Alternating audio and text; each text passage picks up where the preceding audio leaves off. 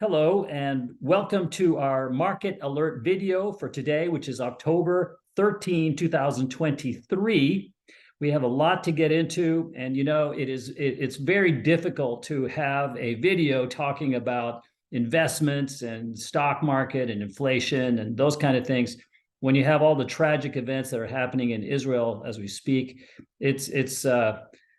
It's horrible. It's impossible to even imagine such horrific events in today's world, but they happened. But our job is to talk about what we do about it with regard to our investments. And so before we go further, let me introduce myself in case you don't know who I am. I'm Ken Moraif, and I'm the founder and CEO of Retirement Planners of America. And we have a noble obligation, as we say, which is to create as many squippers as possible walking the earth. And you may be wondering what a squipper is. Well, squipper is the acronym for Second Childhood Without Parental Supervision. So we call our clients when they retire a squipper, and we want to create as many happily retired people as we possibly can. And that's why our goal is to create squippers. So if you're not a squipper, our website is rpoa.com. You can click on the link below this video, visit with one of our retirement planners, and see if we can make you a squipper.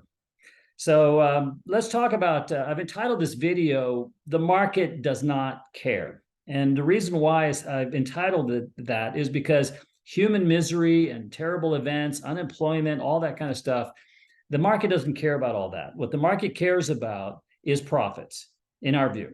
And so the example I've given in the past is that, if Walmart figured out a way to replace all 175,000 of its employees with artificial intelligence, well, their profits would go through the roof, and so would their stock price, even though they've created 175,000 unemployed people.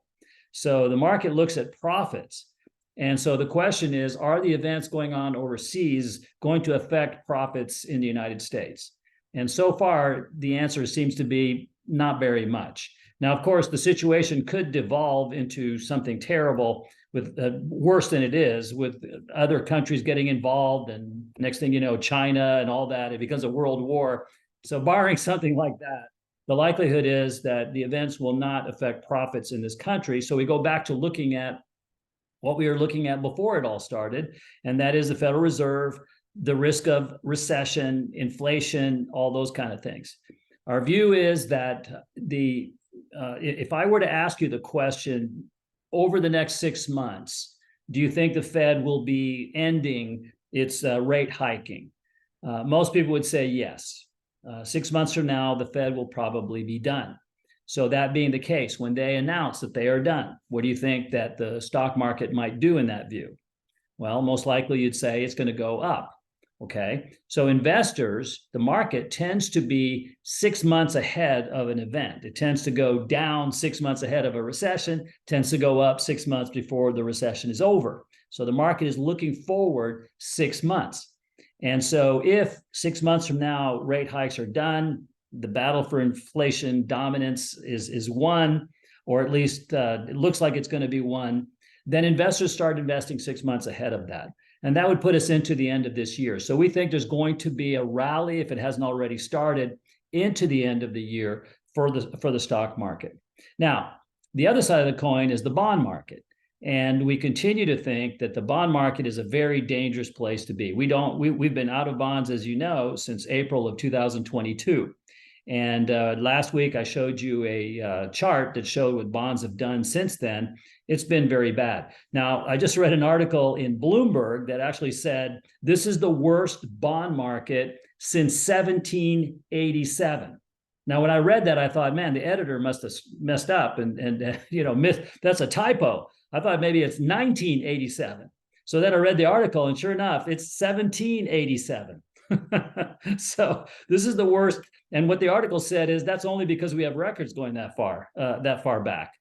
It might be the worst bond market period ever. So what it's created is a situation where bonds are not the diversifier that we want to go up when stocks go down. And I want to share with you a chart to illustrate what I'm talking about. So this chart right here is I'm comparing the stock market here, which is the blue line, to the baby blue line, which is the Fidelity Balanced Fund, which I'm using as a proxy of a 60-40 portfolio. And what you'll see, this is over 2 years. This is according to Yahoo Finance. And so what you can see here is that the stock market, the S&P over the last 2 years, is down a little over 0.5%. But if you look at where the balanced fund is, it's down almost 20%. What's the difference between those two?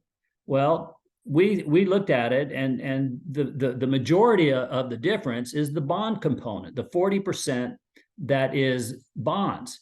And that is, you can see how dramatic that difference is, even though presumably this only has 60% in stocks.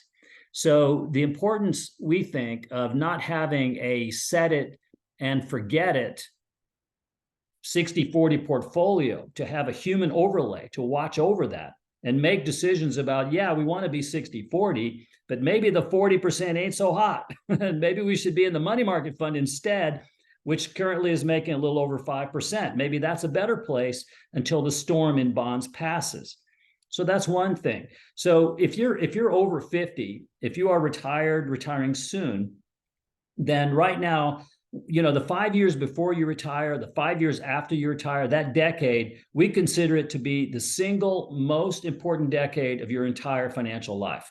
Big losses before you retire, big losses right soon after you've retired can severely impair the ability of your money lasting as long as you do, which is one of our goals. We want your money to last as long as you do. We're not here to make you rich quick. We're here to keep you from becoming poor. And so we think that that's important. So having bonds in your portfolio certainly has its place, but right now we don't think it is the place. And we think the Fed might actually raise interest rates one more time this year, which again would not bode well for bonds. So not yet on bonds, but we do think the stock market is going to rise for what I said before, and it is a good place for that. Now, if you are in that decade, we also think you should have two things. One is what I just described, which is an overlay that looks at the portfolio and says, maybe this component right here, we shouldn't be in. But then secondly, we think you should also have a sell strategy. We call it invest and protect. And the invest and protect strategy is what told us to sell in November of 2007, before the stock market, what happened in 2008. And then also it told us to sell in April of 2022, and you saw what happened for the balance of the year after that. We want to protect against not just that bonds are not great and have a human overlay looking at the components of your portfolio, but in addition to that, we think you should have a sell strategy to protect against the stock market itself. And we have both of those, and we'd love to show them to you. So if you're over 50, retired or retiring soon, I encourage you to go to our website, rpoa.com, click on the link below. You can get there that way, and visit with one of our retirement planners. We'll put together a retirement plan for you. We'll go over with you the diversification we think appropriate, the risk that we think is appropriate, and we'll talk about our sell strategy, all of that at no charge or obligation. Our goal is to help you if we can, and if we can't, that's fine too, okay? So either way, no charge, no obligation, and we will part friends. So we'll look forward to visiting with you and hopefully turning you into a squipper. Now, if you please share this video with as many of your friends and your associates as you possibly can. We'd love to help them as well if we could. So thanks for watching this video, and we will talk soon.